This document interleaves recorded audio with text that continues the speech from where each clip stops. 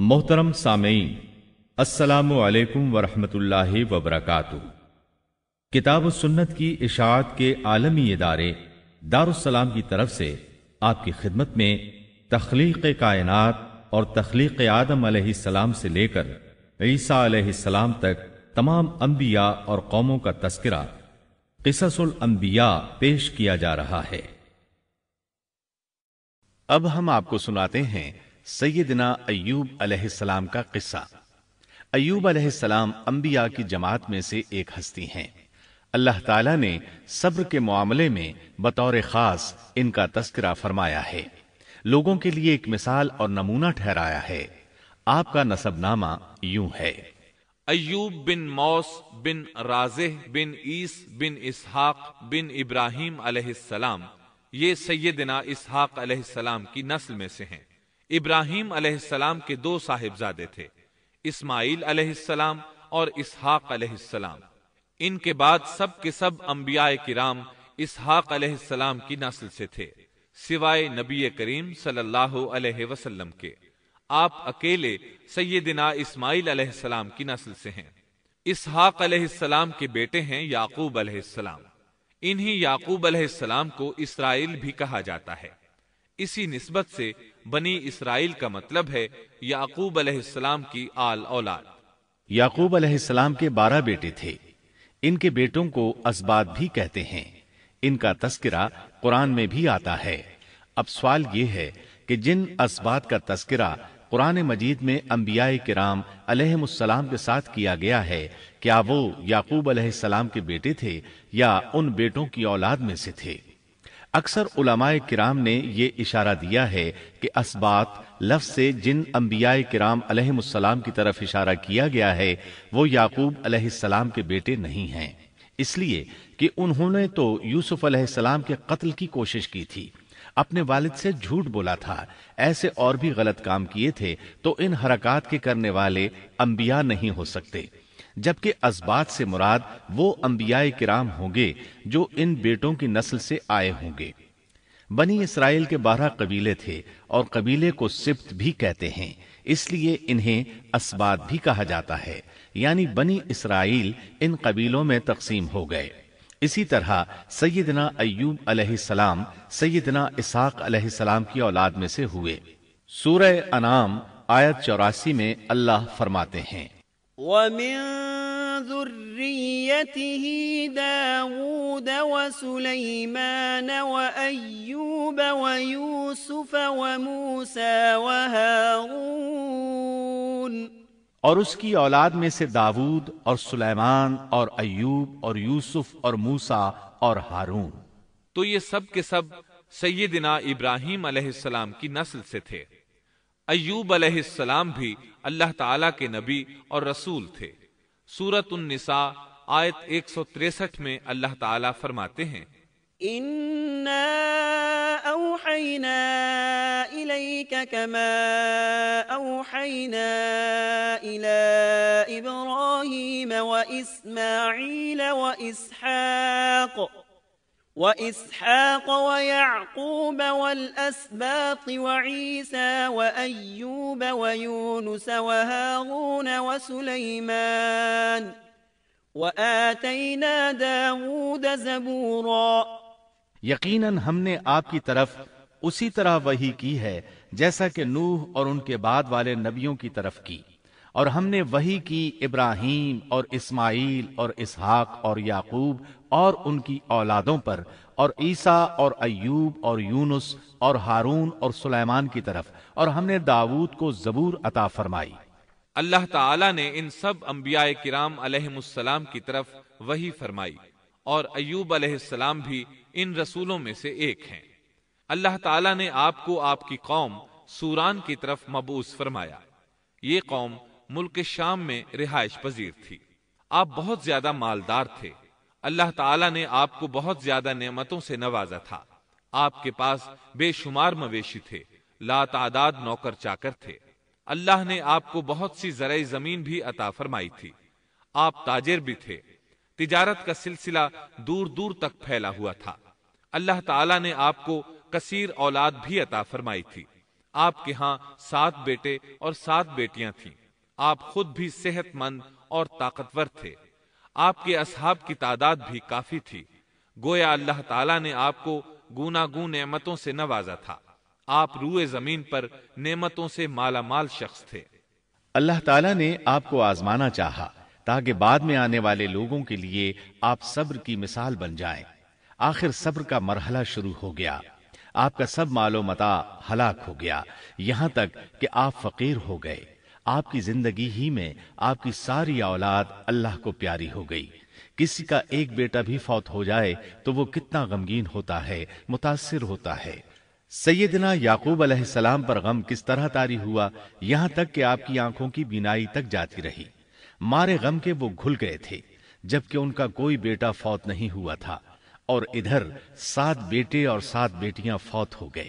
یہی نہیں، تمام مال مویشی ہلاک ہو گئے۔ معاملہ اس پر بھی ختم نہیں ہوا، آپ شدید مرض میں مبتلا ہو گئے۔ بیماری اس قدر شدید تھی کہ آپ چلنے پھرنے سے معذور ہو گئے، اٹھنے کی سکت نہ رہ گئی، یہاں تک کہ آپ کا گوشت گرنے لگا۔ آپ کی آزمائش انتہا کو پہنچ گئی۔ اب آپ کے ساتھی بھی آپ کا ساتھ چھوڑنے لگے۔ انہیں خوف محسوس ہوا کہ کہیں ان کی بیماری انہیں بھی نہ لگ جائے، کہیں یہ کوئی ایسی بیماری نہ ہو جو ایک سے دوسرے کو لگتی ہو۔ اس طرح سوائے 2 کے سب ساتھی آپ کا ساتھ چھوڑ گئے، کوئی آپ کے قریب نہ آتا تھا۔ جو 2 ساتھی ساتھ چھوڑ کر نہیں گئے تھے وہ بھی ذرا دور کھڑے ہو کر بات کرتے تھے۔ آپ کی خدمت کے لیے بس آپ کی بیوی رہ گئیں۔ وہ بہت وفادار بیوی تھیں۔ یہ زوجہ محترمہ آپ کی خدمت کرتی، آپ کو کھلاتی پلاتی، آپ کو نہلاتی۔ پھر نوبت یہاں تک پہنچی کہ سارا ہی مال بالکل ختم ہو گیا۔ اب بیوی صاحبہ نے اجرت پر لوگوں کے گھروں میں کام کرنا شروع کیا تاکہ کچھ کما کر لائیں اور خاوند پر خرچ کر سکیں۔ یہ تھے اللہ کے نبی ایوب علیہ السلام۔ اتنی بڑی آزمائش میں پورے اترے۔ آزمائش بھی 1-2 ماہ نہیں، پورے 12 برس جاری رہی، اور ایک قول کے مطابق 18 برس جاری رہی۔ آپ اس دوران مجسمہ صبر بنے رہے۔ آپ نے کبھی کسی سے شکوہ تک نہ کیا، یہاں تک کہ کبھی زوجہ محترمہ سے بھی شکوہ نہ کیا۔ سال ہا سال اسی حالت پر گزر گئے۔ ایک بار آپ کی بیوی نے عرض کرنے کی ذرا ہمت کی اور کہا، آپ اللہ کے رسول ہیں، اگر اللہ کے حضور دعا کریں تو وہ آپ کی بیماری کو ختم فرما دیں گے، آپ کی حالت کو بدل دیں گے۔ بیوی صاحبہ کے یہ کہنے کے باوجود آپ نے بیماری کے ختم ہونے کی دعا نہ کی، نہ یہ کہا یا اللہ مجھے رزق کی فراوانی عطا فرما۔ بس رضائے الہی پر راضی رہے، تقدیر الہی پر خوش رہے۔ آپ نے بیوی سے فرمایا، ذرا بتاؤ تو ہم کتنا عرصہ خوشحالی اور فراوانی میں رہے ہیں، کتنا عرصہ ہم ناز و نعمت میں رہے ہیں؟ انہوں نے جواب دیا، 80 سال۔ یہ سن کر آپ نے فرمایا، مجھے اللہ تعالیٰ سے دعا کرتے حیا آتی ہے، جتنا عرصہ خوشحالی میں رہا اتنا عرصہ بیماری اور تنگ دستی میں نہیں گزرا، اس لیے میں ابھی یہ دعا نہیں کروں گا کہ وہ مجھے شفا عطا کر دے یا میری اس حالت کو بدل دے، وافر رزق عطا کرے، جب تک مجھ پر 80 سال نہ گزر جائیں۔ جس طرح میں 80 سال ناز و نعمت کی بہاریں دیکھتا رہا، اسی طرح 80 سال تک میں اسی حالت پر صبر کا دامن تھامے رہوں گا، تندرستی کا سوال نہیں کروں گا۔ آپ کے اس جواب پر بیوی صاحبہ مایوس ہو گئیں، اس لیے کہ انہیں تو بیماری کے ختم ہونے کی اور اچھے دنوں کے دوبارہ آنے کی امید تھی۔ آپ کی بات سن کر وہ بولیں، تب یہ آزمائش کی گھڑی کب ختم ہوگی؟ چونکہ اس بات سے اللہ تعالیٰ کی ناشکری ہوتی تھی، اس لیے ایوب علیہ السلام ناراض ہو گئے۔ انہوں نے اللہ کے نام کی قسم کھائی کہ اگر اللہ تعالیٰ نے مجھے شفا عطا فرمائی تو میں انہیں 100 کوڑے ماروں گا۔ دوسری طرف نوبت یہاں تک پہنچی کہ لوگوں نے آپ کی بیوی صاحبہ کو کام دینے سے انکار کرنا شروع کر دیا۔ ان کا خیال تھا کہیں ان کے شوہر کی بیماری انہیں بھی نہ لگ جائے۔ وہ سمجھتے تھے کہ ایوب علیہ السلام کی بیماری چھوت کی ہے، لہٰذا یہ بیماری ان کی بیوی کے واسطے سے انہیں بھی لگ سکتی ہے۔ جب معاملہ یہاں تک پہنچ گیا تب آپ نے ایک چھوٹی سی بات کہی، اس میں بھی کوئی واضح دعا نہیں تھی، جبکہ اس وقت سے بڑھ کر دعا کے لیے کون سا وقت ہو سکتا تھا۔ آپ کی اس بات کو اللہ تعالیٰ نے قرآن مجید میں بیان فرمایا ہے۔ سورہ انبیاء آیت 83 میں ہے، وَأَيُّوبَ إِذْ نَادَى رَبَّهُ أَنِّي مَسَّنِيَ الضُّرُّ وَأَنْتَ أَرْحَمُ الرَّاحِمِينَ۔ اور ایوب کی اس حالت کو یاد کرو جبکہ اس نے اپنے پروردگار کو پکارا کہ مجھے یہ بیماری لگ گئی ہے اور تو رحم کرنے والوں سے زیادہ رحم کرنے والا ہے۔ مجھے آزمائش نے آ لیا ہے اور تو ارحم الراحمین ہے۔ مطلب یہ کہ آپ نے واضح الفاظ میں دعا نہیں فرمائی، یہ نہیں فرمایا الہی مجھے تندرستی عطا فرما، الہی مجھے رزق عطا فرما اور میری حالت ایسی ایسی ہو گئی ہے، تو رحیم و کریم ہے، بلکہ یوں کہا وَأَنْتَ أَرْحَمُ الرَّاحِمِينَ، عرض کیا میری نسبت میری حالت کو تو ہی بہتر جاننے والا ہے۔ اللہ تعالیٰ نے دوسری آیت میں آپ کی حالت کو اس طرح بیان کیا ہے۔ سورہ صاد آیت 41 میں اللہ تعالیٰ فرماتے ہیں وَاذْكُرْ عَبْدَنَا أَيُّوبَ إِذْ نَادَى رَبَّهُ أَنِّي مَسَّنِيَ الشَّيْطَانُ بِنُصْبٍ وَعَذَابٍ۔ اور ہمارے بندے ایوب کا بھی ذکر کر جبکہ اس نے اپنے رب کو پکارا کہ مجھے شیطان نے رنج اور دکھ پہنچایا ہے۔ گویا آپ نے اس بیماری اور مصیبت کو اللہ تعالیٰ کی طرف منسوب نہیں فرمایا، بلکہ اللہ تعالیٰ کو اس سے مبرہ و پاک ٹھہرایا اور اسے شیطان کی طرف منسوب کیا۔ یوں نہیں کہا اللہ تو نے مجھے مصیبت میں ڈال دیا، بلکہ اس کو غیر اللہ یعنی شیطان کی جانب منسوب کیا۔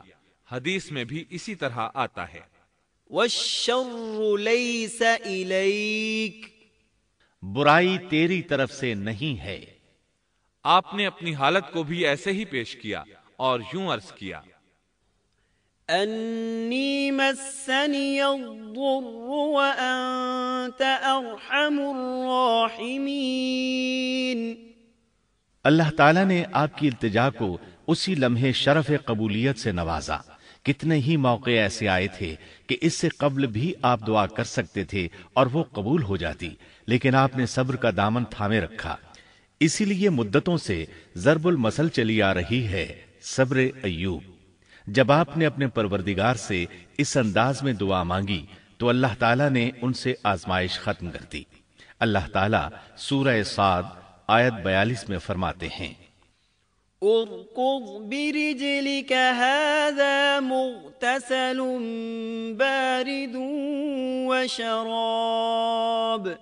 اپنا پاؤں مارو، یہ نہانے اور پینے کے لیے ٹھنڈا پانی ہے۔ جب انہوں نے پاؤں زمین پر مارا تو پانی کا چشمہ جاری ہو گیا۔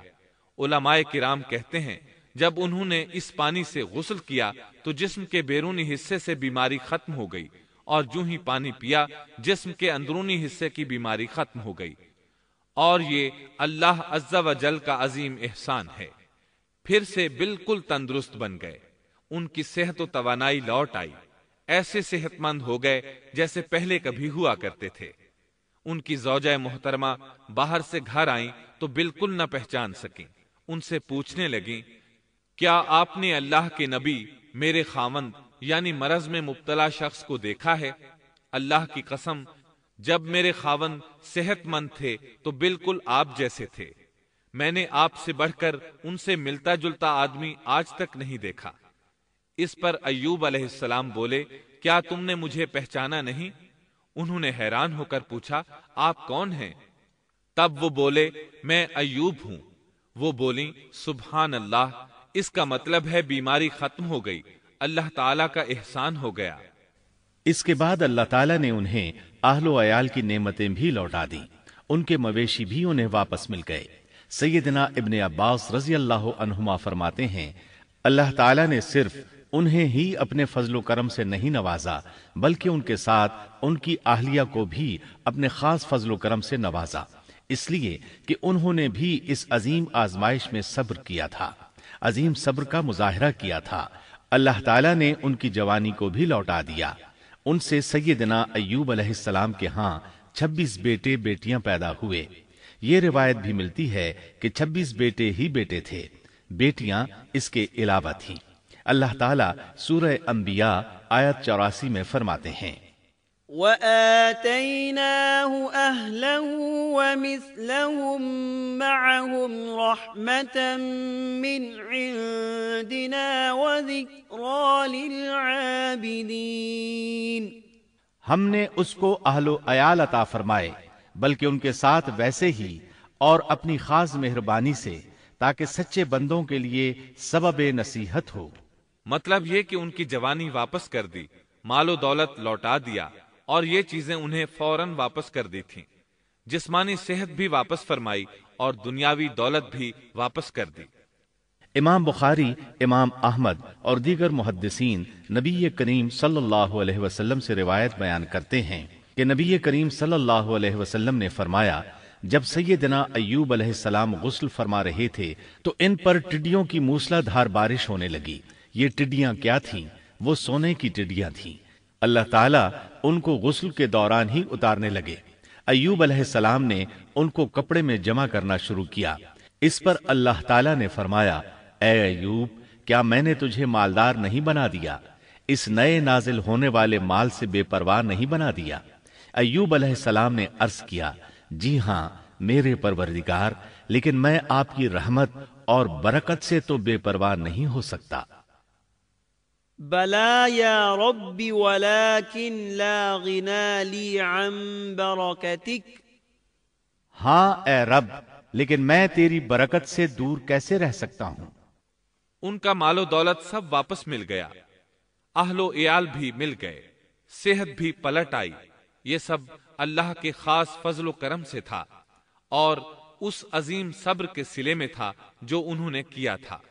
اللہ تعالیٰ نے ان کی اہلیہ محترمہ پر بھی نرمی فرمائی، جیسا کہ سورہ صاد آیت 44 میں فرماتے ہیں، وَخُذْ بِيَدِكَ ضِغْثًا۔ اور اپنے ہاتھ میں تنکوں کی ایک جھاڑو پکڑو۔ بالکل باریک تنکوں کی ایک جھاڑو لو، اس میں 100 تنکے ہوں، ان کو اکٹھا کر لو۔ اس کے بعد فرمایا، فَاضْرِب بِّهِ وَلَا تَحْنَثْ۔ جھاڑو سے اسے مار اور قسم کے خلاف نہ کر۔ مطلب یہ کہ ایوب علیہ السلام نے اپنی بیوی کو 100 کوڑے مارنے کی قسم کھائی تھی۔ اللہ نے یہ تدبیر سمجھائی کہ 100 تنکوں کا جھاڑو لے کر ایک بار انہیں مارو اور قسم پوری کرو، قسم کی خلاف ورزی نہ کرو۔ اس طرح آپ کی قسم بھی پوری ہو جائے گی اور بیوی کو بھی تکلیف نہیں پہنچے گی۔ تو اس طرح اللہ تعالیٰ نے ان کی زوجہ محترمہ پر خاص مہربانی فرمائی۔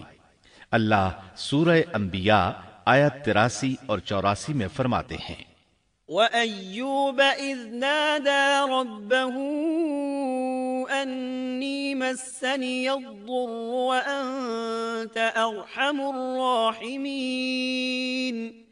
فَاسْتَجَبْنَا لَهُ فَكَشَفْنَا مَا بِهِ مِنْ ضُرٍّ وَآتَيْنَاهُ أَهْلَهُ وَمِثْلَهُمْ مَعَهُمْ رَحْمَةً مِّنْ عِنْدِنَا وَذِكْرَىٰ لِلْعَابِدِينَ۔ ایوب کی اس حالت کو یاد کرو جبکہ اس نے اپنے پروردگار کو پکارا کہ مجھے یہ بیماری لگ گئی ہے اور تو رحم کرنے والوں سے زیادہ رحم کرنے والا ہے۔ تو ہم نے ان کی سن لی اور جو دکھ انہیں تھا اسے دور کر دیا اور انہیں اہل و عیال عطا کر دیے، بلکہ ان کے ساتھ اپنی مہربانی سے ویسے ہی اور عطا کر دیے تاکہ سچے بندوں کے لیے نصیحت کا سبب ہو۔ اسی طرح اللہ تعالی سورہ صاد آیت 41 تا 44 میں فرماتے ہیں، وَاذْكُرْ عَبْدَنَا أَيُّوبَ إِذْ نَادَى رَبَّهُ أَنِّي مَسَّنِيَ الشَّيْطَانُ بِنُصْبٍ وَعَذَابٍ ارْكُضْ بِرِجْلِكَ هَذَا مُغْتَسَلٌ بَارِدٌ وَشَرَابٌ وَوَهَبْنَا لَهُ أَهْلَهُ وَمِثْلَهُم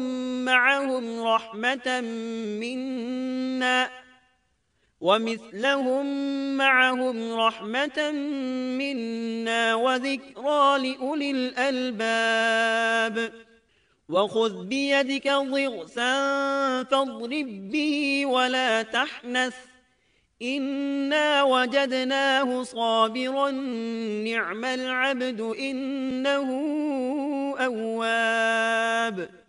اور ہمارے بندے ایوب کا بھی ذکر کیجئے جب انہوں نے اپنے رب کو پکارا کہ مجھے شیطان نے رنج اور دکھ پہنچایا ہے، اپنا پاؤں مارو، یہ پینے اور نہانے کے لیے ٹھنڈا پانی ہے، اور ہم نے انہیں ان کا پورا کنبہ عطا فرمایا، بلکہ اس کے ساتھ اپنی خاص رحمت سے اور عقل مندوں کی نصیحت کے لیے اتنا ہی اور بھی عطا کر دیا۔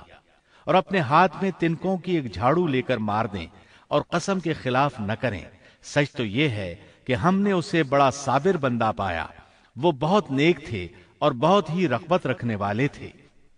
یہ ذکر تھا سیدنا ایوب علیہ السلام کا جو اختتام کو پہنچا۔ اب ہم شروع کرتے ہیں یونس علیہ السلام کا قصہ۔ یونس علیہ السلام ایک عظیم اور کریم نبی تھے۔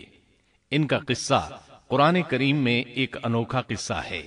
آپ کے والد کا نام متا تھا اور آپ سیدنا ابراہیم علیہ السلام کی نسل سے تھے۔ آپ کا ایک نام ذوالنون بھی ہے، یعنی مچھلی والے۔ النون کا مطلب ہے مچھلی۔ اسی طرح آپ کو صاحب الحوت بھی کہا جاتا ہے۔ اللہ تعالیٰ نے آپ کو ان سب ناموں سے پکارا ہے۔ آپ کو ایک عظیم بستی کی طرف مبعوث کیا گیا۔ اس بستی کا نام نینوا تھا۔ یہ عراق کے شمال میں واقع تھی، موصل کے بالمقابل تھی۔ ان دونوں کے درمیان دریائے دجلہ واقع تھا۔ موصل دریائے دجلہ کے کنارے واقع تھا، جبکہ اس کے بالکل سامنے نینوا کی بستی تھی۔ امام ابن کثیر رحمت اللہ علیہ نے نینوا کے بارے میں اور ان آثار و باقیات کے بارے میں لکھا ہے جو ان کے زمانے میں موجود تھیں۔ وہاں کچھ بت تھے جو اوندھے منہ گرے پڑے تھے۔ اللہ تبارک و تعالی نے یونس علیہ السلام کو نینوا کی طرف رسول بنا کر بھیجا۔ سورۃ الصافات آیت 139 میں ہے، وَإِنَّ يُونُسَ لَمِنَ الْمُرْسَلِينَ، اور بے شک یونس رسولوں میں سے تھے۔ آگے اللہ آیت 147 میں فرماتے ہیں، وَأَرْسَلْنَاهُ إِلَى 100,000 أَوْ يَزِيدُونَ، اور ہم نے اسے 100,000 بلکہ اور زیادہ آدمیوں کی طرف بھیجا۔ یعنی ان کی تعداد 100,000 سے زیادہ تھی۔ رہا یہ سوال کہ لاکھ سے کتنے زیادہ تھے، اکثر علماء کرام نے وضاحت کی ہے کہ وہ 100,000 سے قریباً 20,000 زیادہ تھے۔ اس طرح بستی والوں کی تعداد 1,20,000 تھی، اور یہ سب کے سب کفر پر تھے۔ یونس علیہ السلام انہیں سال ہر سال دعوت دیتے رہے، لیکن وہ اپنے کفر ہی پر ڈٹے رہے۔ پھر انہوں نے سیدنا یونس علیہ السلام پر ظلم و جبر شروع کر دیا، انہیں دھمکیاں دیں، مصائب و آلام سے دوچار کیا۔ مطلب یہ کہ جس طرح دوسرے انبیاء کرام کے ساتھ کیا گیا، ان کے ساتھ بھی وہی سلوک ہوا۔ آخر آپ نے اپنی قوم کو اللہ کے عذاب سے آگاہ کرتے ہوئے اعلان فرما دیا کہ فلاں دن تم پر عذاب آ جائے گا۔ پھر خود غصے کی حالت میں اس بستی سے نکل گئے، جبکہ اللہ تعالیٰ نے انہیں متعین دن کی مہلت دینے کی اجازت تو دی تھی، لیکن اس بستی سے نکل جانے کا حکم نہیں دیا تھا۔ جب آپ نے انہیں یہ مہلت سنائی تو خود غصے کی حالت میں بستی سے نکل گئے۔ سورہ انبیاء آیت 87 میں اللہ تعالیٰ فرماتے ہیں، وَذَا النُّونِ إِذ ذَّهَبَ مُغَاضِبًا فَظَنَّ أَن لَّن نَّقْدِرَ عَلَيْهِ، مچھلی والے کو یاد کرو جبکہ وہ غصے سے چل دیا اور خیال کیا کہ ہم اسے نہ پکڑ سکیں گے۔ اس آیت کی تفسیر میں امام رازی رحمہ اللہ لکھتے ہیں، جس نے یہ گمان کیا کہ اللہ تعالیٰ اسے پکڑنے کی قدرت نہیں رکھتا، وہ آدمی کافر ہے۔ سیدنا امیر معاویہ رضی اللہ عنہ سے روایت ہے، انہوں نے سیدنا ابن عباس رضی اللہ عنہما سے کہا، آج رات قرآن کریم کی چند آیات کے معانی میں میں الجھ کر رہ گیا ہوں، مجھے کوئی راستہ سجھائی نہیں دے رہا کہ اس الجھن سے کس طرح نکلوں۔ مجھے بس آپ ایسے نظر آتے ہیں جو ان آیات کا مطلب بتا سکتے ہیں، کم از کم میں ان آیات کی تفسیر اور تعبیر نہیں سمجھ سکا۔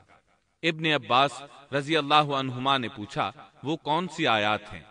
سیدنا امیر معاویہ رضی اللہ عنہ کہنے لگے یونس علیہ السلام کا یہ خیال کرنا کہ اللہ تعالیٰ ان پر قدرت نہیں رکھتے، یہ سن کر سیدنا ابن عباس رضی اللہ عنہما نے فرمایا اس سے مراد یہ نہیں، یہ لفظ قدر یہاں تنگی کے معنی میں آیا ہے، قدرت اور طاقت رکھنے کے معنی میں نہیں۔ اللہ تعالیٰ نے قدر بمعنی تنگی اور قدر بمعنی قدرت دونوں کا استعمال کیا ہے۔ تنگی کے معنی کی مثال سورۃ الطلاق آیت نمبر 7 میں ہے، وَمَن قُدِرَ عَلَيْهِ رِزْقُهُ فَلْيُنْفِقْ مِمَّا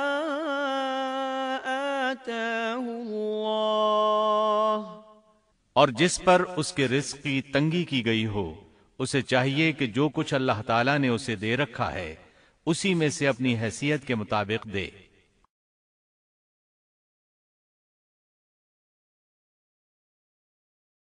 تو اس آیت میں بھی یہی معنی مراد ہے کہ انہوں نے گمان کر لیا ہم ان پر تنگی نہیں کریں گے، یعنی ان کا خیال یہ تھا کہ اگرچہ وہ اللہ تعالیٰ کی اجازت کے بغیر نکل کھڑے ہوئے ہیں پھر بھی اللہ ان پر تنگی نہیں کریں گے، کیونکہ وہ اللہ کے ایک معزز نبی اور رسول ہیں، اور ان کی قوم کے لوگ اللہ کی گرفت اور اس کے عذاب کے مستحق ہیں، انہی پر اللہ کا عذاب نازل ہونے والا ہے۔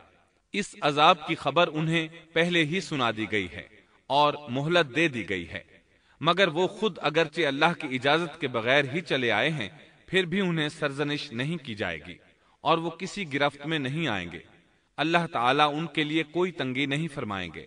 اللہ تعالیٰ سورۃ الانبیاء آیت 87 میں فرماتے ہیں، فَظَنَّ أَن لَّن نَّقْدِرَ عَلَيْهِ،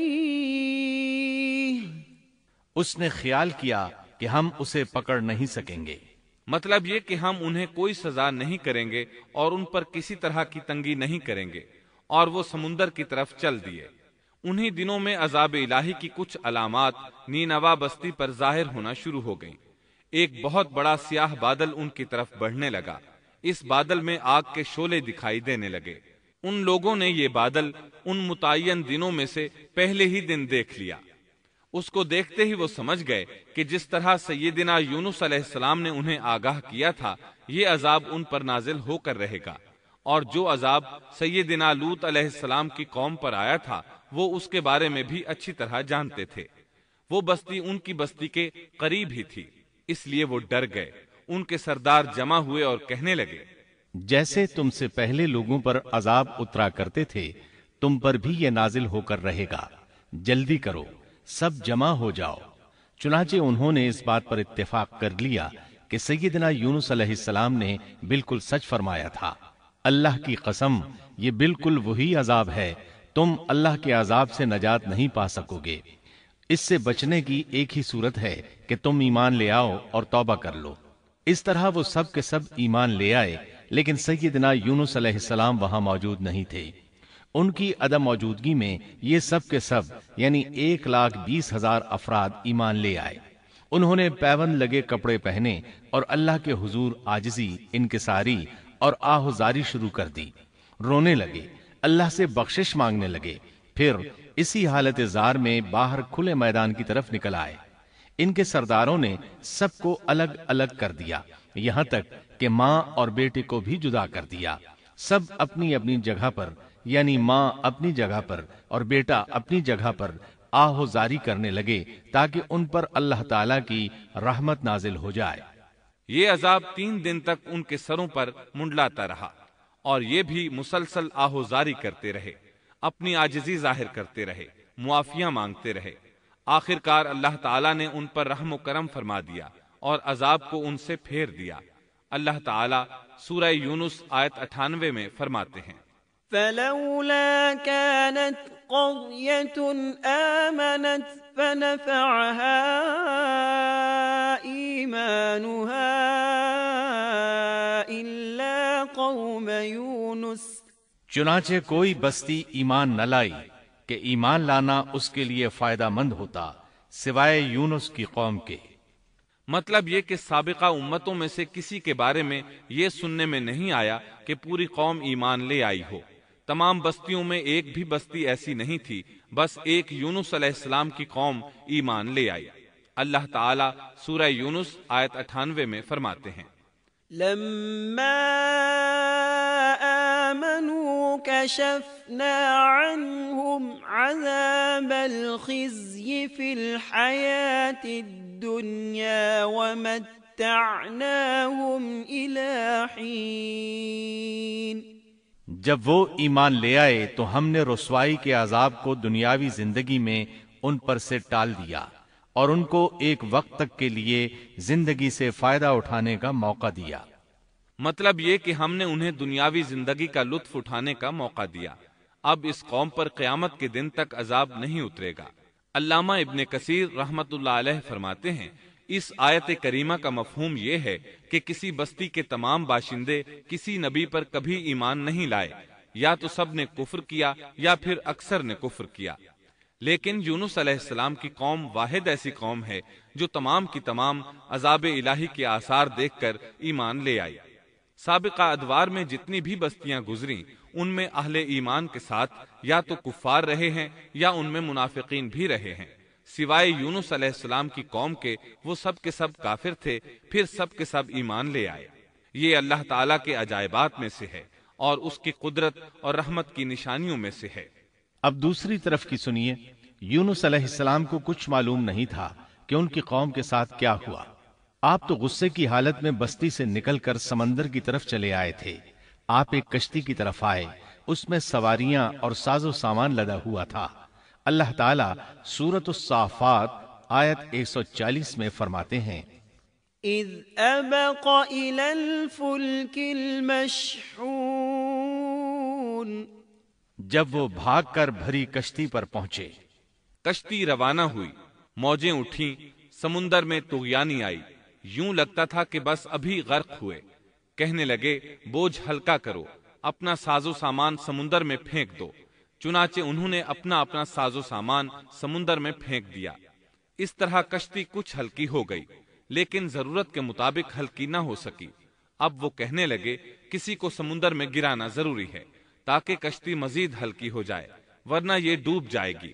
جلدی کرو، قرع ڈالو۔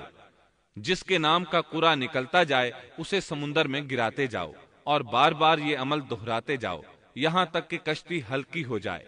چنانچہ قرع ڈالا گیا۔ سب سے پہلے یونس علیہ السلام کا نام نکلا۔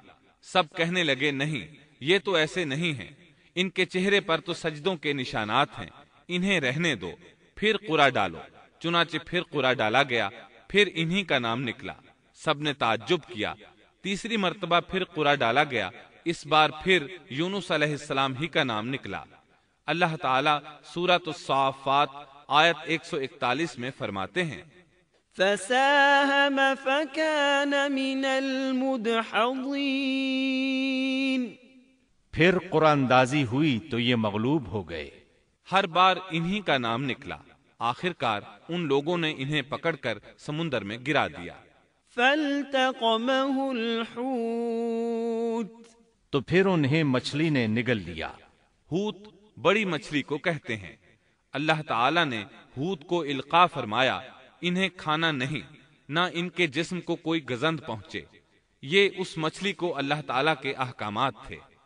اللہ تعالیٰ سورۃ الصافات آیت 142 میں فرماتے ہیں، فالتقمه الحوت وهو مليم، تو پھر انہیں مچھلی نے نگل لیا اور وہ خود اپنے آپ کو ملامت کرنے لگے۔ یعنی وہ سمجھ گئے کہ بار بار جو ان کا نام قرآن اندازی میں نکلتا رہا ہے تو وہی مقصود ہیں، چنانچہ خود کو ملامت کرنے لگے، اور یہ ملامت توبہ کی ابتدا ہے کہ انسان خود کو ملامت کرتا ہے۔ اب یونس علیہ السلام مچھلی کے پیٹ میں تھے۔ اللہ کی قدرت، آپ مچھلی کے پیٹ میں 3 دن تک رہے۔ بعض روایات میں 7 دن اور زیادہ سے زیادہ مدت 40 روز آئی ہے۔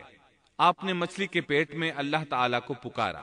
اللہ سورۃ الانبیاء آیت 87 میں فرماتے ہیں، فنادى في الظلمات، آخر کار وہ اندھیروں کے اندر سے پکار اٹھے۔ علماء نے یہاں 3 اندھیروں کا ذکر کیا ہے۔ مچھلی کے پیٹ کا اندھیرا، سمندر کا اندھیرا اور رات کا اندھیرا، گویا ان پر یہ سارے اندھیرے اکٹھے ہو گئے تھے۔ اللہ سورۃ الصافات آیت 143 اور 144 میں فرماتے ہیں، فلولا انه كان من المسبحين للبث في بطنه الى يوم يبعثون۔ پس اگر یہ پاکی بیان کرنے والوں میں سے نہ ہوتے تو لوگوں کے اٹھائے جانے کے دن تک اس کے پیٹ ہی میں رہتے۔ مطلب یہ کہ اگر آپ اللہ تبارک و تعالی کی تسبیح نہ بیان کرتے تو مچھلی کے پیٹ ہی میں رہتے۔ آپ نے دعا نہیں مانگی بلکہ اللہ عز و جل کی تسبیح بیان کی۔ روایات میں یوں بھی آتا ہے کہ جب مچھلی آپ کو سمندر کی اتھاہ گہرائی میں لے گئی تو آپ وہاں آبی مخلوقات کی تسبیحات کی آوازیں سننے لگے، گویا اللہ تعالی نے انہیں القاء فرمایا کہ آپ بھی تسبیح کریں۔ اللہ سورۃ الانبیاء آیت 87 میں فرماتے ہیں، فنادى في الظلمات أن لا إله إلا أنت سبحانك إني كنت من الظالمين۔ بالآخر وہ اندھیروں کے اندر سے پکار اٹھا کہ الہی تیرے سوا کوئی معبود نہیں، تو پاک ہے، بے شک میں ظالموں میں ہو گیا۔ چنانچہ یونس علیہ السلام نے اس تسبیح کے الفاظ کو یوں ادا فرمایا، لا إله إلا أنت سبحانك إني كنت من الظالمين۔ امام احمد، امام ترمذی، امام نسائی اور دیگر ائمہ رحمہم اللہ نے یہ حدیث نقل کی ہے کہ یونس علیہ السلام کی وہ دعا جو انہوں نے مچھلی کے پیٹ میں مانگی تھی وہ یہی ہے، لا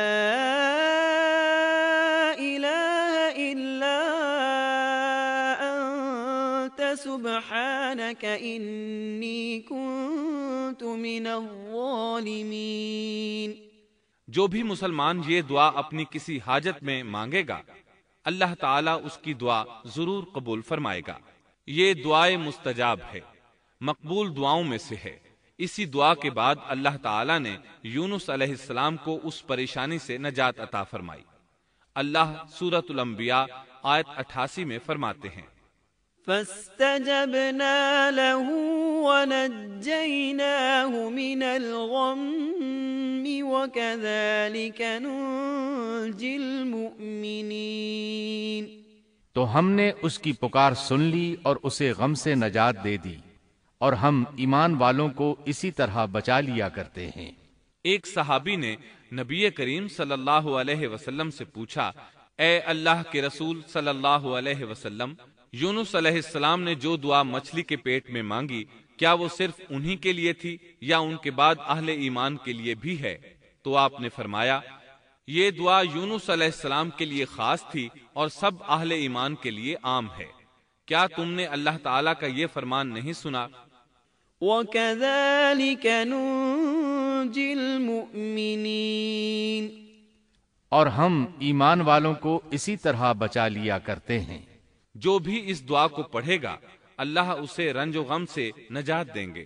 ایک قول کے مطابق تقریباً 40 روز آپ کی شب و روز یہی دعا رہی۔ اس مدت کے ختم ہونے پر اللہ تعالیٰ نے آپ کی دعا کو قبولیت بخشی۔ مچھلی ساحل پر پہنچی، انہیں کنارے پر ڈالا اور واپس چلی گئی۔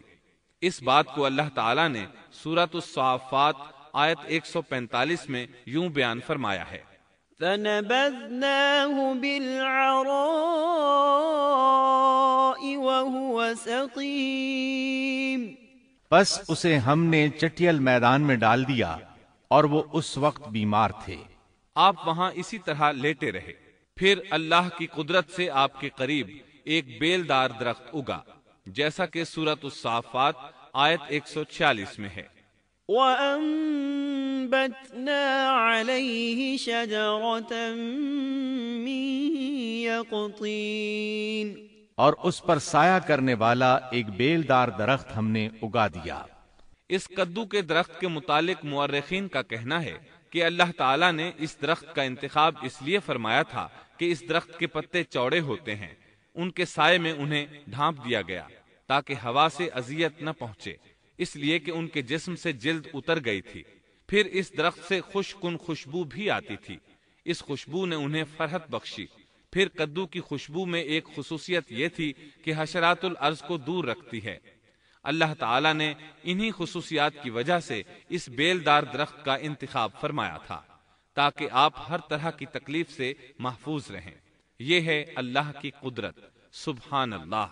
اسی طرح مفسرین یہ بھی کہتے ہیں کہ اللہ تعالیٰ نے ان کے پاس ایک پہاڑی بکری بھیج دی، وہ آپ کے قریب آتی اور آپ کے سر کے اوپر اپنی ٹانگیں پھیلائے کھڑی ہو جاتی، اس طرح اس کے تھن آپ کے منہ میں چلے آتے اور آپ ان سے خواہش کے مطابق دودھ پیتے۔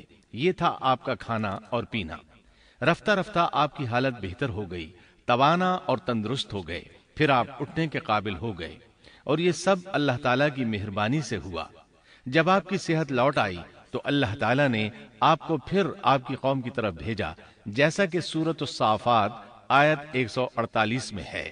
وَأَرْسَلْنَاهُ إِلَى 100,000 أَوْ يَزِيدُونَ فَآمَنُوا فَمَتَّعْنَاهُمْ إِلَى حِينٍ۔ اور ہم نے اسے 1,00,000 بلکہ اور زیادہ آدمیوں کی طرف بھیجا، پس وہ ایمان لے آئے اور ہم نے انہیں ایک زمانے تک عیش و عشرت دی۔ وہ سب کے سب آپ پر ایمان لے آئے تھے۔ اللہ تعالیٰ نے اس قصے کے ذریعے نبی کریم صلی اللہ علیہ وسلم کو اشارہ فرمایا ہے کہ دعوت دیتے ہوئے اکتانا نہیں۔ اللہ سورۃ القلم آیت 48 میں فرماتے ہیں، وَلَا تَكُن كَصَاحِبِ الْحُوتِ، اور مچھلی والے کی طرح نہ ہو جائیے۔ ان لوگوں کو دعوت حق دیتے رہیے۔ دیکھیے وہ سال ہر سال دعوت دیتے رہے لیکن اکتائے نہیں، ان سے مایوس نہیں ہوئے۔ ان کی پوری بستی میں سے ایک بھی ان پر ایمان نہیں لایا تھا، لیکن جب ان سے مایوس ہو گئے تو انہیں اللہ کے عذاب سے آگاہ کر دیا اور منہ پھیر کر چل دیے تو وہ سب کے سب ایمان لے آئے۔ اللہ تعالی سورۃ القصص آیت 56 میں فرماتے ہیں، إنك لا تهدي من أحببت ولكن الله يهدي من يشاء۔ آپ جسے چاہیں ہدایت نہیں دے سکتے، بلکہ اللہ تعالیٰ ہی جسے چاہتا ہے ہدایت دیتا ہے۔ اس قصے میں بہت بڑا سبق ہے کہ کسی بھی حالت میں اللہ کی رحمت سے مایوس نہیں ہونا چاہیے اور نہ ہدایت کے معاملے میں اپنی ذات پر بھروسہ کرنا چاہیے۔ ہدایت تو بس صرف اللہ تعالیٰ ہی کی طرف سے ہے، آپ کے ذمے تو پیغام حق پہنچا دینا ہے۔ اللہ سبحانہ و تعالیٰ کے ذمے ہدایت سے نوازنا ہے۔ اللہ تعالیٰ نے انہیں پاک صاف بنا دیا، انہیں چن لیا۔ اللہ خود ہی سورۃ القلم آیت 50 میں وضاحت فرماتے ہیں، فاجتباه ربه فجعله من الصالحين۔ اسے اس کے رب نے پھر نوازا اور اسے نیک لوگوں میں کر دیا۔ امام مسلم نے ایک حدیث روایت کی ہے کہ نبی کریم صلی اللہ علیہ وسلم نے فرمایا، لا ينبغي لعبد ان يقول انا خير من يونس بن متى۔ تم میں سے کوئی شخص ہرگز یہ نہ کہے کہ میں یعنی محمد یونس بن متی سے بہتر ہوں، یعنی یوں نہ کہے کہ میں سیدنا یونس علیہ السلام سے افضل ہوں، وہ اس طرح کہ وہ تو اپنی قوم کے ایمان لانے سے مایوس ہو گئے تھے اور میں مایوس نہیں ہوں۔ اس طرح بالکل نہ کہے، کیونکہ بالآخر اللہ تعالیٰ نے آپ کو چن لیا اور برگزیدہ بنا لیا اور صالحین میں داخل کر لیا۔ اس واقعے میں نبی کریم صلی اللہ علیہ وسلم کو جو ہدایت دی گئی ہے اس کا ذکر سورۃ القلم آیت 41 میں آتا ہے، فاصبر لحكم ربك ولا تكن كصاحب الحوت۔ پس تو اپنے رب کے حکم کا صبر سے انتظار کر اور مچھلی والے کی طرح نہ ہو جا۔ مطلب یہ کہ یونس علیہ السلام کی مانند نہ ہو جائیے جو اپنی قوم کے ایمان لانے سے مایوس ہو گئے تھے۔ یقیناً دین کی دعوت اور حق کے پرچار میں یہ بہت عظیم سبق ہے کہ دائی اللہ کو کبھی مایوس نہیں ہونا چاہیے۔ یونس علیہ السلام کا قصہ ختم ہوا اور اب ہم آپ کو سناتے ہیں ذوالکفل علیہ السلام کا قصہ۔ قرآن عزیز میں ذوالکفل علیہ السلام کا ذکر 2 سورتوں یعنی سورۃ الانبیاء اور سورہ صاد میں آیا ہے، لیکن دونوں سورتوں میں صرف نام مذکور ہے، مختصر و مفصل کسی قسم کے حالات کا کوئی تذکرہ نہیں ہے۔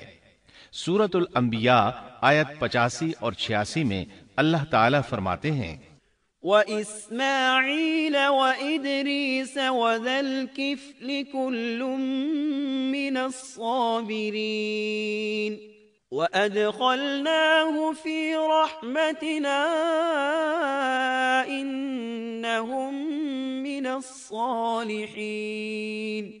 اور اسماعیل اور ادریس اور ذوالکفل یہ سب صابر لوگ تھے، ہم نے انہیں اپنی رحمت میں داخل کر لیا، یہ سب لوگ نیک تھے۔ اللہ تعالی سورہ صاد آیت 48 میں فرماتے ہیں وَاذْكُرْ إِسْمَاعِيلَ وَالْيَسَعَ وَذَا الْكِفْلِ وَكُلٌّ مِّنَ الْأَخْيَارِ۔ اسماعیل، یسع اور ذوالکفل کا بھی ذکر کر دیجئے، یہ سب بہترین لوگ تھے۔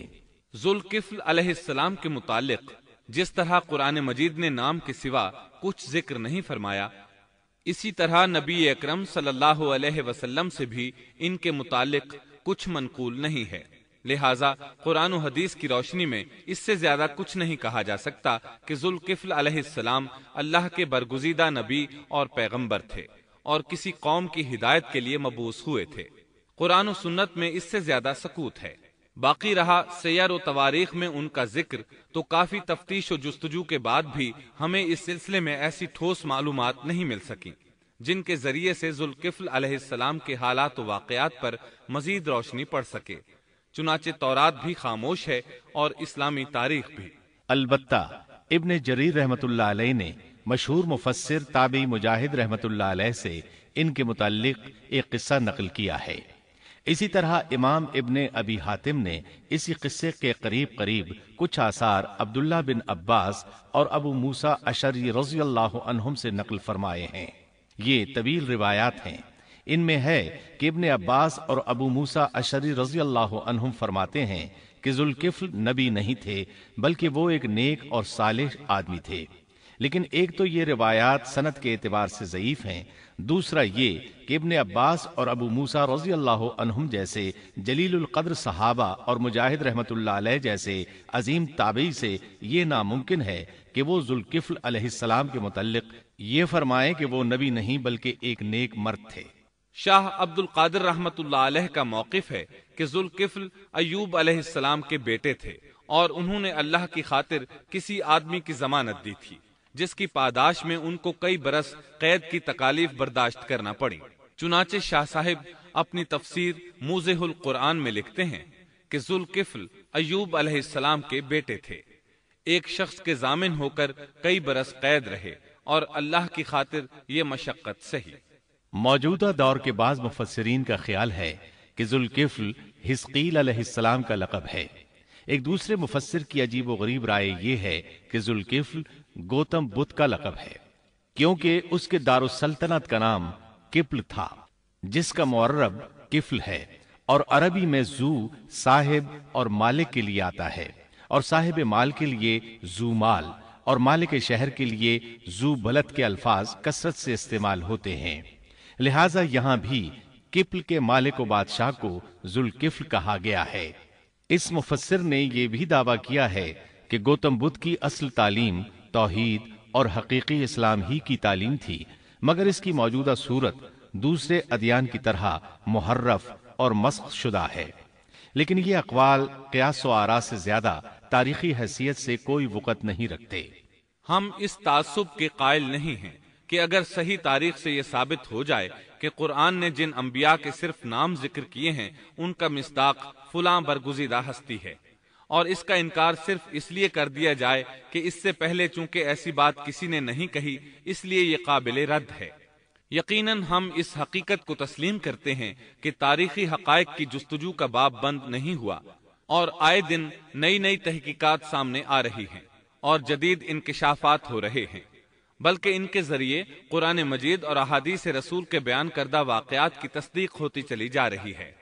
ملحد و بے دین لوگ ان کا انکار اس لیے کرتے اور کرتے آ رہے ہیں کہ تاریخ اور فلسفہ ان کا ساتھ نہیں دیتے، لیکن اگر قرآن کریم کی بیان کردہ کسی ہستی کے متعلق مزید انکشافات روشنی میں آئیں تو ہمارے لیے انکار کا باعث نہیں بلکہ مخالفین پر مزید حجت اور دلیل ہیں۔ لیکن اس حقیقت کے اقرار کے باوجود اس سے یہ بھی لازم نہیں آتا کہ کسی واقعے کے متعلق کوئی شخص اگر محض اپنے وہم و گمان اور قیاس و انداز سے بے دلیل کوئی بات کر دے تو ضرور اس کو مان لیا جائے۔ چنانچہ ذوالکفل علیہ السلام کو گوتم بدھ قرار دینا ابھی تک اس سے زیادہ کوئی حیثیت نہیں رکھتا۔ ہمارے لیے دنیا کے مختلف گوشوں میں اللہ کے فرستادہ نبیوں پر ایمان لانے کے لیے قرآن کی وہ تینوں دفعات کافی ہیں جو دین اسلام کا امتیازی وصف ہیں۔ سورۃ الفاتر آیت 24 میں اللہ تعالیٰ فرماتے ہیں، وَإِن مِّنْ أُمَّةٍ إِلَّا خَلَا فِيهَا نَذِيرٌ، اور کوئی امت ایسی نہیں ہوئی جس میں کوئی ڈر سنانے والا نہ گزرا ہو۔ سورۃ المومن آیت 78 میں اللہ تعالیٰ فرماتے ہیں، مِّنْهُم مَّن قَصَصْنَا عَلَيْكَ وَمِنْهُم مَّن لَّمْ نَقْصُصْ عَلَيْكَ، بعض انبیاء کے واقعات ہم آپ کو بیان کر چکے ہیں اور ان میں سے بعض کے قصے تو ہم نے آپ کو بیان ہی نہیں کیے۔ سورۃ البقرہ آیت 136 میں اللہ تعالیٰ فرماتے ہیں، لا نفرق بین احد من رسله، ہم رسولوں میں سے کسی کے درمیان فرق نہیں کرتے۔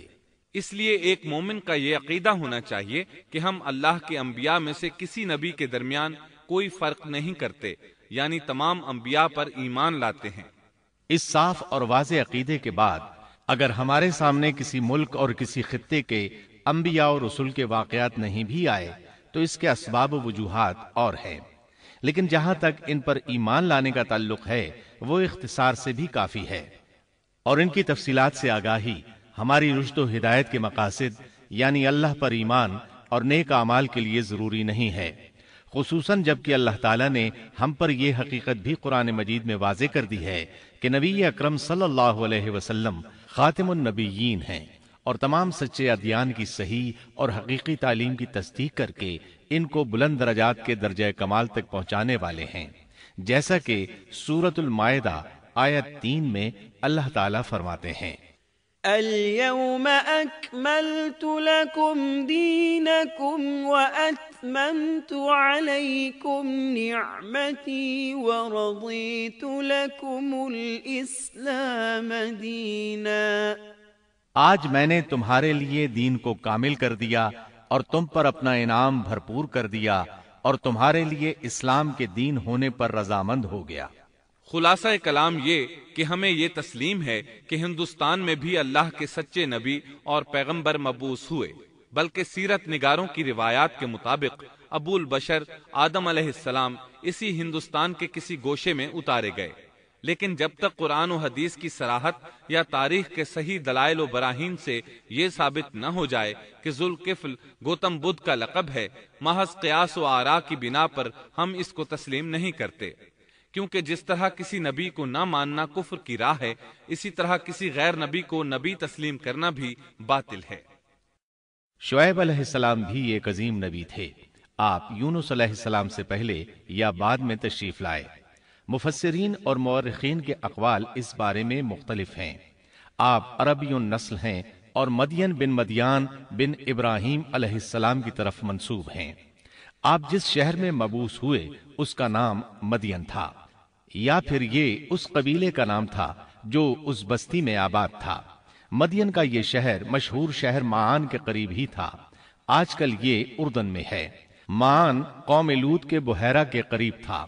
بحیرہ کی حقیقت یہ ہے کہ جب اللہ تعالیٰ نے جبریل علیہ السلام کو حکم دیا کہ لوط علیہ السلام کی قوم پر تباہی نازل کریں، اس بستی کو اوپر اٹھا کر اوندھا گرا دیں، انہوں نے اس بستی کو تہوبالا کر دیا، تہس نہس کر دیا، تو اس بستی کو بحیرہ کہا جانے لگا، یعنی لوط علیہ السلام کی بستی کے کھنڈرات۔ یہ بحیرہ بحر مردار کے قریب ہی واقع ہے۔ سیدنا شعیب علیہ السلام کی قوم ایک کافر اور تاجر قوم تھی، بتوں کی پوجا کرتی تھی اور ڈاکے ڈالتی تھی۔ یہ لوگ تجارتی راستوں پر کھڑے ہو جاتے، تجارتی قافلوں کو اس طرح لوٹتے تھے کہ ہر قافلے سے جبرن 10واں حصہ وصول کر لیتے تھے۔ خود بھی ملاوٹ، ہیرا پھیری اور دھوکہ بازی کے ماہر تھے۔ ملاوٹ تو گویا ان کی گھٹی میں پڑی تھی۔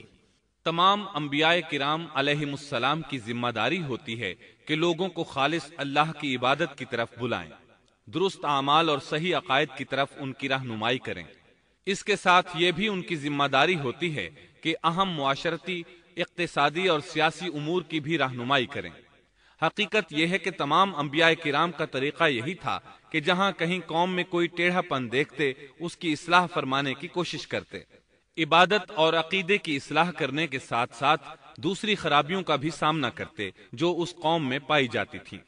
اہل مدین میں ملاوٹ کا رجحان سب سے بڑھ کر تھا، ماپ تول میں کمی کرتے تھے۔ اس کے ساتھ اس قوم میں درختوں کی عبادت کرنے کا رجحان بھی پایا جاتا تھا، وہ درختوں کے پجاری تھے۔ اسی لیے اللہ تعالیٰ نے سورۃ الحجر آیت 78 میں فرمایا ہے، وَإِن كَانَ أَصْحَابُ الْأَيْكَةِ لَظَالِمِينَ، اور بے شک ایکا والے بھی بڑے ظالم تھے۔ اسی طرح سورۃ الشعراء آیت 176 میں باری تعالیٰ فرماتے ہیں، كَذَّبَ أَصْحَابُ الْأَيْكَةِ الْمُرْسَلِينَ، ایکا والوں نے بھی رسولوں کو جھٹلایا۔ اس قوم نے تو صرف شعیب علیہ السلام کی تکذیب کی تھی، پھر اللہ تعالیٰ نے رسولوں کی تکذیب کیوں فرمایا؟ اس کا جواب یہ ہے کہ ایک رسول اور نبی کی تکذیب تمام انبیاء کرام کی تکذیب ہے، کیونکہ سب انبیاء کرام کی دعوت ایک ہے، سب کے سب ایک ہی دعوت دیتے رہے ہیں، سب کا ایک ہی اعلان تھا، أَنِ اعْبُدُوا اللَّهَ وَاتَّقُوهُ وَأَطِيعُونِ، تم اللہ کی عبادت کرو اور اسی سے ڈرو اور میرا کہنا مانو۔ یہ تھی تمام انبیاء کرام کی دعوت۔ اللہ سورۃ الاعراف آیت 59 میں فرماتے ہیں، اعبدوا اللہ ما لکم من الہ غیرہ، تم اللہ کی عبادت کرو، اس کے سوا تمہارا کوئی معبود نہیں۔ مطلب یہ کہ تمام انبیاء کی دعوت ایک ہی تھی۔ اب جو آدمی صرف ایک نبی کو جھٹلاتا ہے، اس کی تعلیمات سے کفر کرتا ہے، تو گویا وہ سب کو جھٹلاتا ہے، سبھی کی تعلیمات سے انکار کرتا ہے۔ یہی وجہ ہے کہ اللہ تعالیٰ نے فرمایا، ایکا والوں نے رسولوں کو جھٹلایا، باوجود اس کے کہ انہوں نے صرف ایک رسول کو جھٹلایا تھا۔ شعیب علیہ السلام نے قوم کو دعوت دینی شروع کی۔ اللہ تعالیٰ سورہ اعراف آیت 85 میں فرماتے ہیں، وَإِلَى مَدْيَنَ أَخَاهُمْ شُعَيْبًا قَالَ يَا قَوْمِ اعْبُدُوا اللَّهَ مَا لَكُمْ مِنْ إِلَٰهٍ غَيْرُهُ قَدْ جَاءَتْكُمْ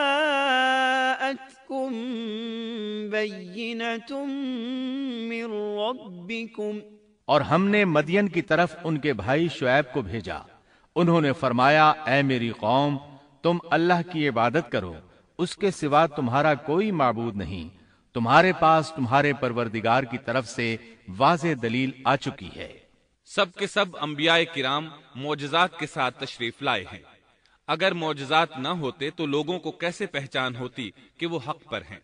معجزات نہ ہوتے تو ہم ایک سچے نبی اور نبوت کے جھوٹے مدعی کے درمیان فرق کیسے کر سکتے تھے؟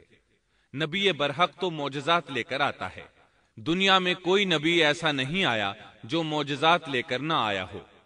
معجزے کی تعریف میں علماء لکھتے ہیں، المعجزة امر خارق للعادة شيء لا يستطيعه البشر وليس من صنع البشر، معجزہ اس خلاف عادت امر کو کہتے ہیں جو انسانوں کی طاقت سے بالا ہو اور اس میں کسی آدمی کا عمل دخل نہ ہو، یعنی جس کو پیش کرنے سے انسان عاجز ہوں۔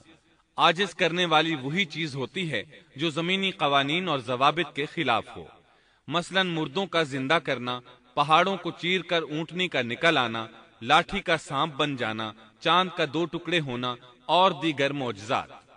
مختصر یہ کہ جو نبی دنیا میں تشریف لائے کوئی نہ کوئی معجزہ ضرور ساتھ لائے تاکہ لوگ ان کی سچائی پر ایمان لے آئیں۔ اگر کوئی شخص نبوت کا دعویٰ کرے اور ہاتھ کی صفائی سے کوئی شعبدہ دکھائے تو وہ معجزہ نہیں ہے۔ معجزہ ہونے کے لیے چند شرائط ہیں۔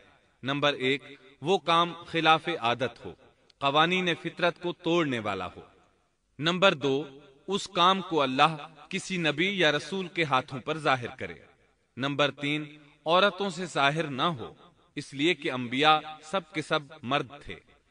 اللہ تعالیٰ سورہ یوسف آیت 109 میں فرماتے ہیں، وَمَا أَرْسَلْنَا مِن قَبْلِكَ إِلَّا رِجَالًا۔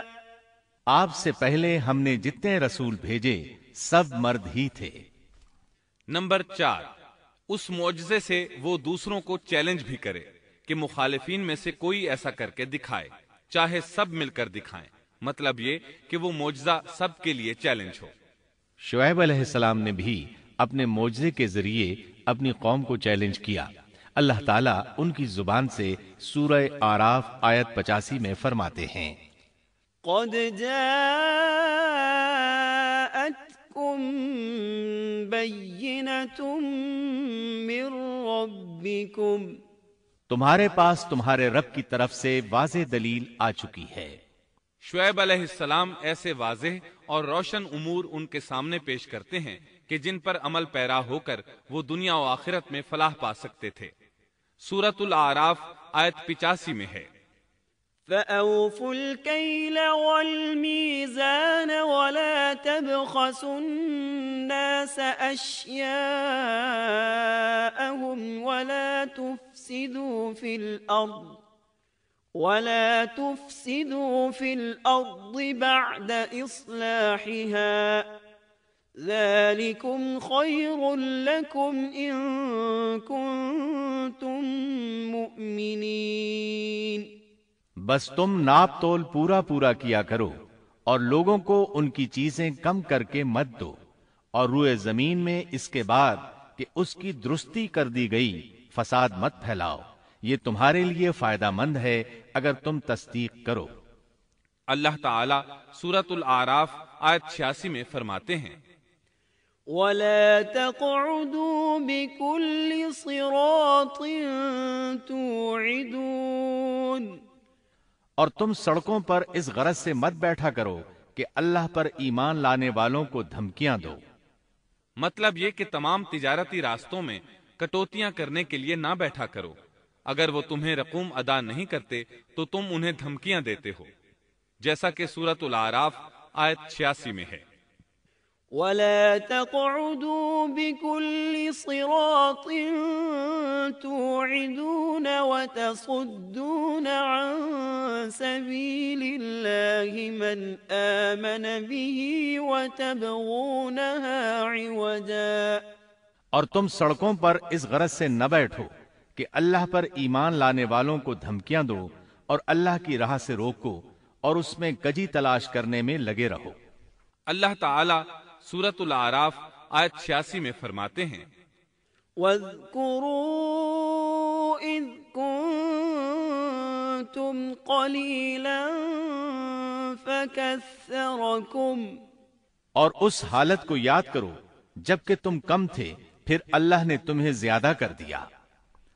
ان کی تعداد بالکل تھوڑی سی تھی، اللہ نے بڑی تیزی سے ان کی تعداد میں اضافہ کر دیا، لیکن جب انہوں نے شعیب علیہ السلام کی بات کو نہ مانا تو ان کا انجام کیا ہوا؟ اللہ تعالیٰ سورۃ الاعراف آیت 86 میں فرماتے ہیں، وَانظُرُوا كَيْفَ كَانَ عَاقِبَةُ الْمُفْسِدِينَ، اور دیکھو کیسا انجام ہوا فساد کرنے والوں کا۔ لوط علیہ السلام کی قوم چونکہ ان کے قریب ہی تھی اس لیے ان کے انجام سے ڈرایا جا رہا ہے۔ قوم لوط کا واقعہ ان کے ہاں مشہور تھا۔ شعیب علیہ السلام کی دعوت کا تذکرہ سورہ ہود آیت 88 میں ہے کہ شعیب علیہ السلام نے اپنی قوم کو مخاطب کر کے فرمایا، ان اريد الا الاصلاح ما استطعت، میرا ارادہ تو اپنی طاقت بھر اصلاح کرنے ہی کا ہے۔ دائی حضرات پر صرف اپنی بساط کے مطابق پیغام پہنچا دینا ہوتا ہے۔ لوگوں کو ایمان لانے پر مجبور کرنا انبیاء اور دائی حضرات کے مشن میں شامل نہیں ہے۔ اللہ تعالی سورۃ الغاشیہ آیت 22 میں فرماتے ہیں، لست علیہم بمسیطر، آپ ان پر محاسب نہیں ہیں۔ مطلب یہ کہ آپ انہیں ایمان لانے اور راہ راست پر چلانے کے لیے مجبور نہیں کر سکتے۔ آپ کے ذمے یہی امر ہے کہ آپ ان کی اصلاح کرنے کی کوشش کریں۔ سورہ ہود آیت 88 میں ہے، ان اريد الا الاصلاح ما استطعت وما توفيقي الا بالله عليه توكلت واليه انيب۔ میرا ارادہ تو اپنی طاقت بھر اصلاح کرنے کا ہی ہے، میری توفیق اللہ ہی کی مدد سے ہے، اسی پر میرا بھروسہ ہے اور اسی کی طرف میں رجوع کرتا ہوں۔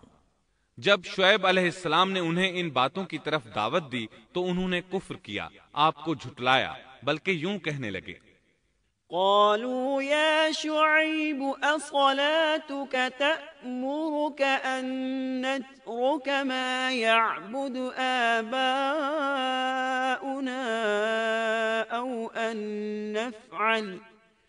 أو أن نفعل في أموالنا ما نشاء۔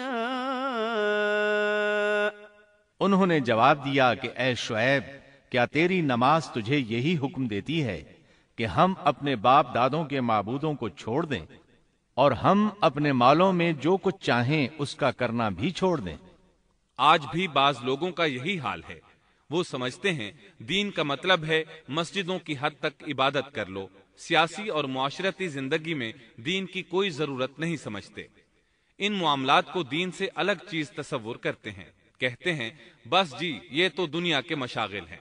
یہی حال تھا شعیب علیہ السلام کی قوم کا۔ سورہ ہود آیت 87 کے آخر میں ہے، إنك لأنت الحليم الرشيد۔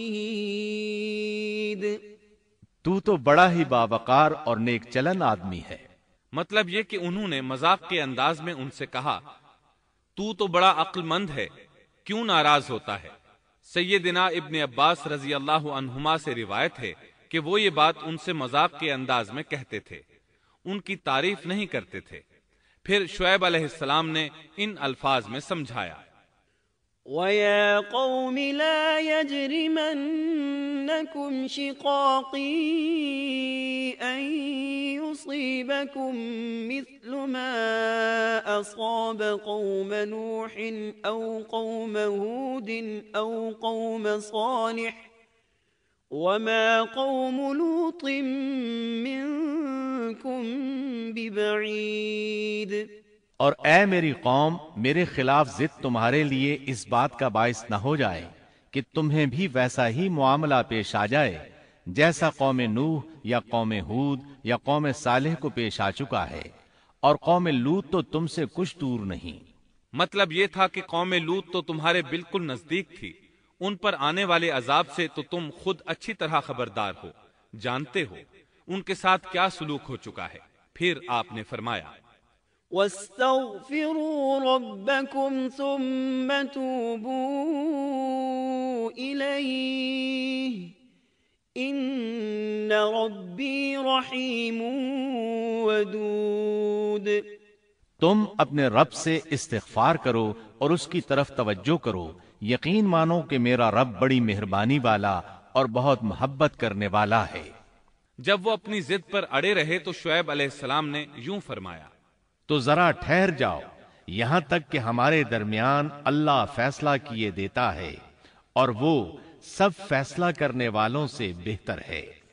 پہلے تو عام واعظ و نصیحت فرمائی، جب قوم نہ سمجھی تو انہیں سابقہ ہلاک شدہ قوموں کی مثالیں دی، ڈرایا کہ کہیں تمہیں بھی ایسے ہی عذابوں سے دوچار نہ ہونا پڑے، لیکن انہوں نے کسی بات کا اثر نہ لیا، الٹا یوں کہنے لگے، انما انت من المسحرین ما أنت إلا بشر مثلنا وإن نظنك لمن الكاذبين فأسقط علينا كسفا من السماء إن كنت من الصادقين۔ تو ان میں سے ہے جن پر جادو کر دیا جاتا ہے، اور تو ہم ہی جیسا ایک انسان ہے، اور ہم تو تجھے جھوٹ بولنے والوں میں سے ہی خیال کرتے ہیں۔ اگر تو سچے لوگوں میں سے ہے تو ہم پر آسمان کا کوئی ٹکڑا گرا دے۔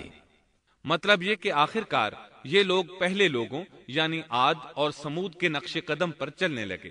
ان کے انبیاء انہیں حق کی طرف بلاتے رہے، وہ انکار کرتے رہے، آخر ان پر اللہ کے عذاب اترے۔ ایسے ہی یہ لوگ بھی شعیب علیہ السلام کو دھمکیاں دینے لگے، ان کے مقابلے پر اتر آئے۔ سورۃ الاعراف آیت 88 میں ہے کہ شعیب علیہ السلام کی قوم کے کافر سرداروں نے ان سے کہا، قال الملأ الذين استكبروا من قومه لنخرجنك يا شعيب والذين آمنوا معك من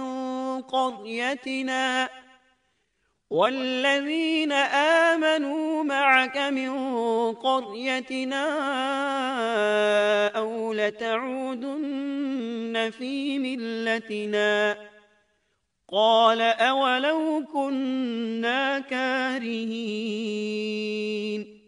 ان کی قوم کے متکبر سرداروں نے کہا، اے شعیب، ہم آپ کو اور جو آپ کے ہمراہ ایمان والے ہیں انہیں اپنی بستی سے نکال دیں گے، یا یہ کہ تم ہمارے مذہب میں پھر آ جاؤ۔ شعیب نے جواب دیا، کیا ہم تمہارے مذہب میں آ جائیں؟ گو ہم اس کو مکروہ ہی سمجھتے ہوں۔ قوم کے سردار تکبر کرتے ہوئے مزید کہنے لگے کہ اگر تو اپنی دعوت پر اڑا رہا تو ہم تجھے مدین سے نکال دیں گے۔ جواب میں شعیب علیہ السلام نے کہا، اگر عذاب سے بچنا ہے تو میری بات مان لو۔ انہوں نے نہ صرف آپ کی بات ماننے سے انکار کر دیا بلکہ ان کا مذاق بھی اڑانے لگے۔ اس کا ذکر سورہ ہود آیت 91 میں آیا ہے۔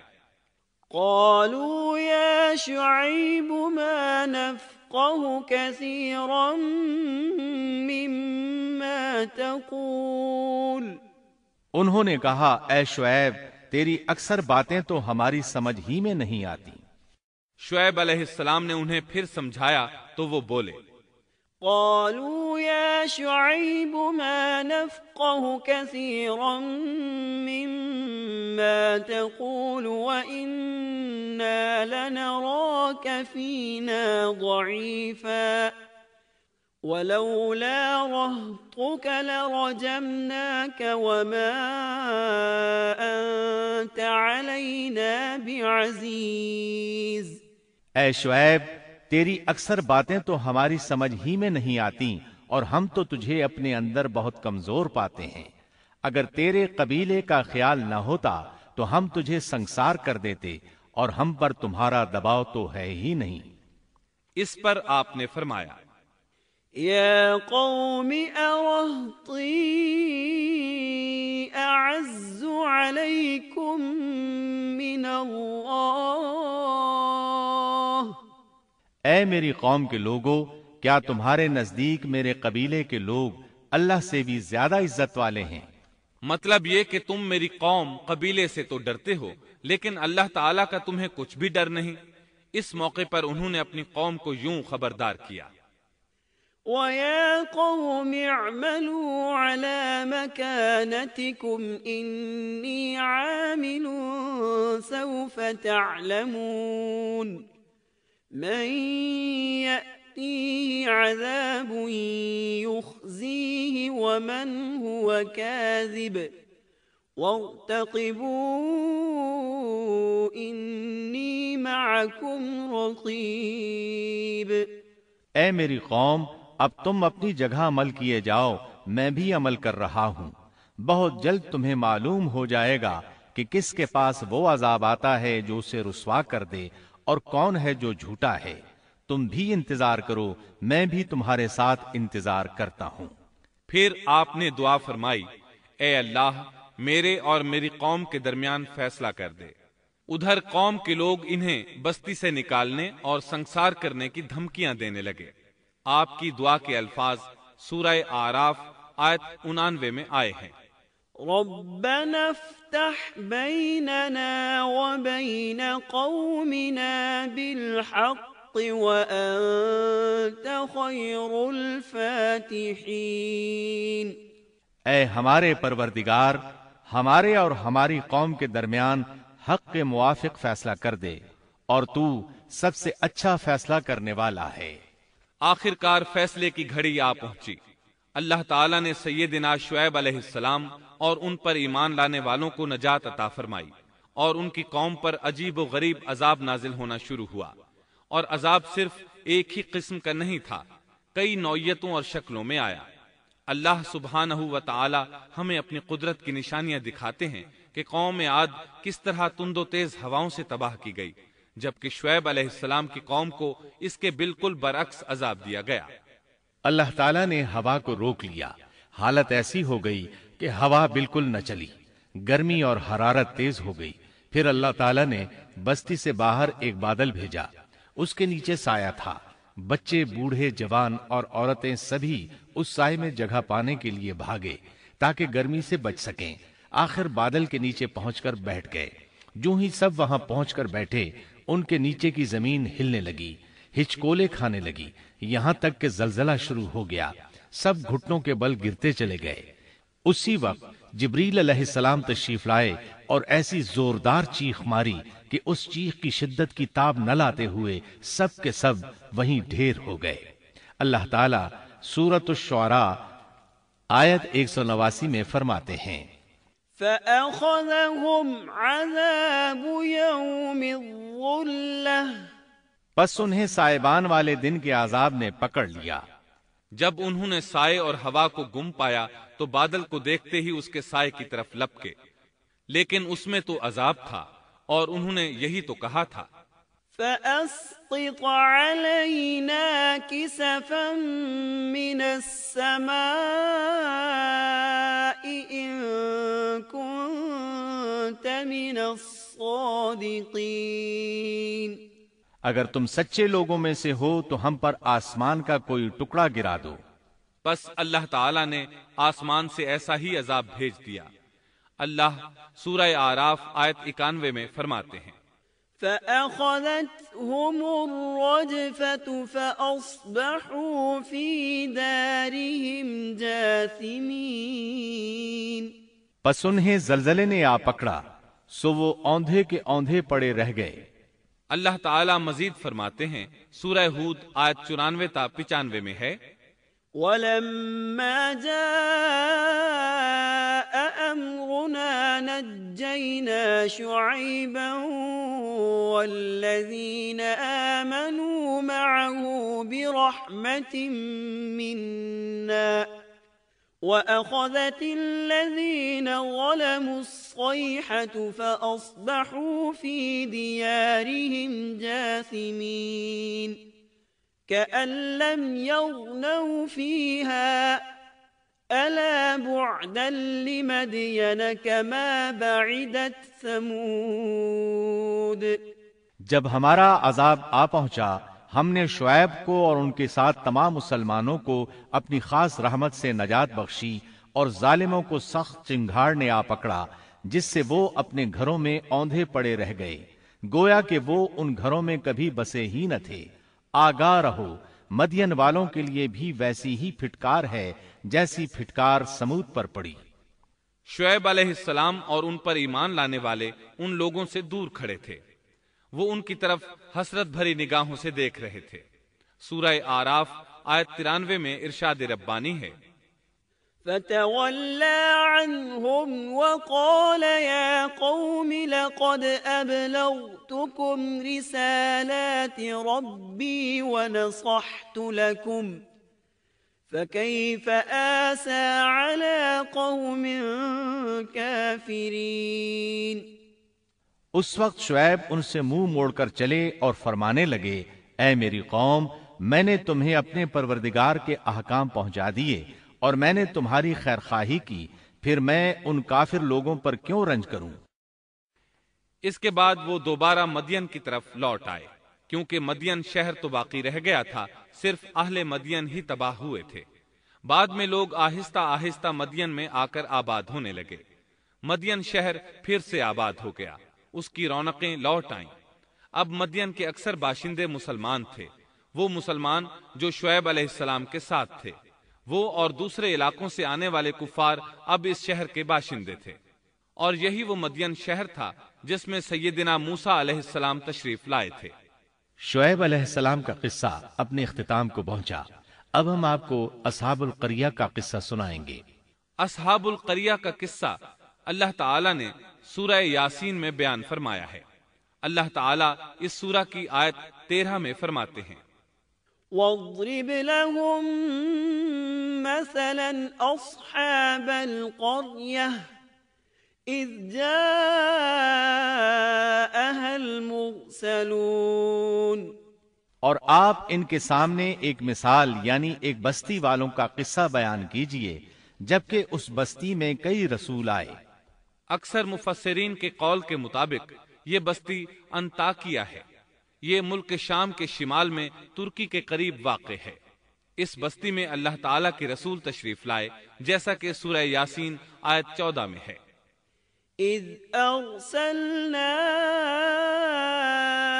الیہم اثنین، جب ہم نے ان کے پاس 2 رسولوں کو بھیجا۔ ایک ہی وقت میں 2 نبی دونوں دعوت پیش کرتے ہیں، لیکن ہوا کیا؟ اللہ فرماتے ہیں، فَكَذَّبُوهُمَا فَعَزَّزْنَا بِثَالِثٍ فَقَالُوا إِنَّا إِلَيْكُمْ مُرْسَلُونَ۔